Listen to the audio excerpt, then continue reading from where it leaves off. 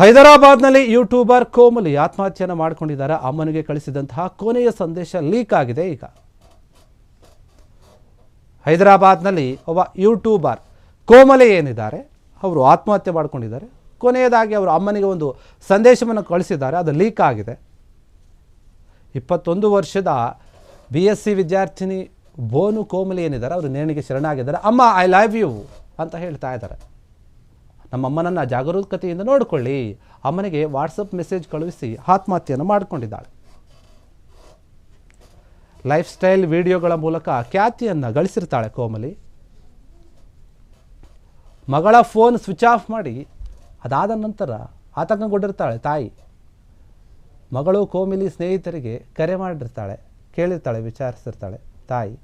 ಮಧ್ಯಾಹ್ನ 3 ಗಂಟೆಗೆ ರೂಮ್ಗೆ ಹೋದಂತಹ ಸ್ನೇಹಿತರು ಏನು ಮಾಡ್ತಾರೆ, ಅಲ್ಲಿ ಕಂಡಿದ್ದು ಫ್ಯಾನ್ನಲ್ಲಿ ನೇಣಿಗೆ ಬಿಗಿದಂತಹ ಸ್ಥಿತಿಯಲ್ಲಿ ಫೋನ್ ಸ್ವಿಚ್ ಆಫ್ ಮಾಡ್ಕೊಂಡಿರ್ತಾರಲ್ಲ, ಏನೋ ಆಗಿದೆ. ಸಾಫ್ಟ್ವೇರ್ ಇಂಜಿನಿಯರ್ ಜೊತೆಗಿನ ಬ್ರೇಕಪ್ನಿಂದ ಖಿನ್ನತೆಗೆ ಒಳಗಾಗಿದ್ರಾ ಎನ್ನುವಂತಹ ಪ್ರಶ್ನೆ, ಖಿನ್ನತೆಗೆ ಒಳಗಾಗಿ ಆತ್ಮಹತ್ಯೆ ಮಾಡಿಕೊಂಡಿರೋ ಶಂಕೆ ವ್ಯಕ್ತವಾಗ್ತಾ ಇದೆ ಕೋಮಲಿ ವಿಚಾರದಲ್ಲಿ. ಹೊಸ್ಸಾಮಿಯ ಆಸ್ಪತ್ರೆಯಲ್ಲಿ ಮರಣೋತ್ತರ ಪರೀಕ್ಷೆ ನಡೀತಾ ಇದೆ. ಹೊಸ್ಸಾನಿ ಆಸ್ಪತ್ರೆ ಏನಿದೆ ಅಲ್ಲಿ ಫೋನ್ ಕಾಲ್ ರೆಕಾರ್ಡನ್ನು ಜಾಲಾಡ್ತಾ ಇದ್ದಾರೆ ಹೈದರಾಬಾದ್ನ ಪೊಲೀಸರು. ಏನೇನಾಗಿದೆ ಅಂತ ಕಂಡುಹಿಡಿಬೇಕಲ್ಲ. ಒಬ್ಬ ಯೂಟ್ಯೂಬರ್ ಮನನೊಂದು ಬ್ರೇಕಪ್ ಆಗಿನೋ ಅಥವಾ ಇನ್ನೊಂದು ಏನಾದರೂ ವಿಚಾರ ಇದೆಯೋ, ಯಾರಿಂದ ಕಿರುಕುಳ ಆಯ್ತಾ ಏನೋ ಗೊತ್ತಿಲ್ಲ, ಆತ್ಮಹತ್ಯೆ ಮಾಡ್ಕೊಂಡಿದ್ದಾರೆ ಫ್ಯಾನಿಗೆ ನೇಣು ಹಾಕ್ಕೊಂಡು. ಅದಕ್ಕೂ ಮುನ್ನ ಅವರ ಅಮ್ಮನಿಗೆ ಒಂದು ಮೆಸೇಜ್ ಕಳಿಸಿದ್ದಾರೆ. 21 ವರ್ಷ BSc ಓದ್ತಾ ಇರ್ತಾರೆ ಬೋನು ಕೋಮಲಿ. ಅಮ್ಮ ಐ ಲವ್ ಯು, ನನ್ನಮ್ಮನನ್ನು ಜಾಗರೂಕತೆಯಿಂದ ನೋಡ್ಕೋ.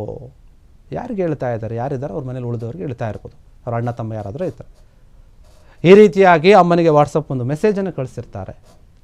ಹೋಗಿ ನೇಣು ಹಾಕ್ಕೊಂಡಿದ್ದಾರೆ. ಲೈಫ್ ಸ್ಟೈಲ್ ವೀಡಿಯೋಗಳನ್ನು ಮಾಡ್ತಾ ಇರ್ತಾರೆ. ಸ್ವಲ್ಪ ಫೇಮಸ್ ಕೂಡ ಆಗಿದ್ರು ಇವರು. ಮಗಳು ಫೋನ್ ಸ್ವಿಚ್ ಆಫ್ ಮಾಡ್ಕೊಂಡಿರ್ತಾಳೆ. ಅದಾದಮೇಲೆ ಅಮ್ಮನಿಗೆ ಗಾಬರಿ ಆಗಿರುತ್ತೆ. ಮಗಳು ಕೋಮಲಿ ಸ್ನೇಹಿತರಿಗೆ ಏನು ಮಾಡ್ತಾರೆ, ಕರೆ ಮಾಡಿದ್ಲಂತೆ ಅಮ್ಮ. ಮಾಡಿ ಬಂದು ನೋಡಿದಾಗ ಗೊತ್ತಾಗುತ್ತೆ. ಮಧ್ಯಾಹ್ನ 3 ಗಂಟೆಗೆ ರೂಮ್ಗೆ ಒಳಗೆ ಹೋಗಿ ನೋಡ್ತಾರೆ ಸ್ನೇಹಿತರಲ್ಲಿ ಕೋಮಲಿ ಕಂಡಿದ್ದು ನೇಣು ಬಿಗಿದುಕೊಂಡಂತಹ ಸ್ಥಿತಿಯಲ್ಲಿ, ಅದು ಕೂಡ ಫ್ಯಾನ್ಗೆ. ಕೋಮಲಿಯ ಸಾವಿಗೆ ನಿಜವಾದ ಕಾರಣ ಏನಿರಬಹುದು? ಸಾಫ್ಟ್ವೇರ್ ಇಂಜಿನಿಯರನ್ನು ಇವರು ಲವ್ ಮಾಡ್ತಾ ಇದ್ರು, ಅದರಿಂದ ಏನಾದರೂ ಬ್ರೇಕಪ್ ಆಗಿ ಖಿನ್ನತೆಗೆ ಒಳಗಾದ್ರ, ಇದರಿಂದಾನೇ ಆತ್ಮಹತ್ಯೆಯನ್ನು ಮಾಡಿಕೊಂಡ್ರ?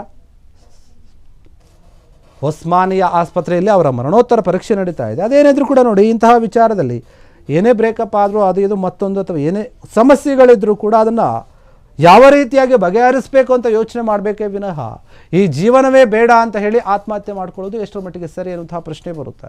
ಈಗ ಅವರ ತಾಯಿ ಏನಿದ್ದಾರೆ ಅವರೇನು ಅಂದ್ಕೊಳ್ತಾರೆ ಇವ್ರ ಬಗ್ಗೆ? ತಂದೆ ತಾಯಿಗಳಿಗಿಂತ ನಿನ್ನೆ ಮನೆ ಬಂದವರೇ ಹೆಚ್ಚ ಅಂತ ಯೋಚನೆ ಮಾಡಬಹುದು. ಇಲ್ಲ, ಇವರು ಪ್ರೀತಿಯಲ್ಲಿ ತುಂಬ ಗಾಢವಾಗಿ ಕೂಡ ಇರ್ಬೋದು. ನಾವು ಗಮನಿಸಿದ್ವಿ, ಕೆಲವೊಂದು ಪ್ರೀತಿಗಳಲ್ಲಿ ತಂದೆ ತಾಯಿನೇ ಬೇಕು ಅಂತ ಪ್ರೀತಿಯನ್ನು ಕಳ್ಕೊಳ್ಳೋರು, ಇನ್ನೂ ಕೆಲವೊಂದು ಕಡೆ ತಂದೆ ತಾಯಿ ಬೇಡ ನಮ್ಗೆ ಪ್ರೀತಿನೇ ಬೇಕು ಅಂತ ಹೇಳಿ ಆ ರೀತಿಯವರು ಕೂಡ ಇರ್ತಾರೆ.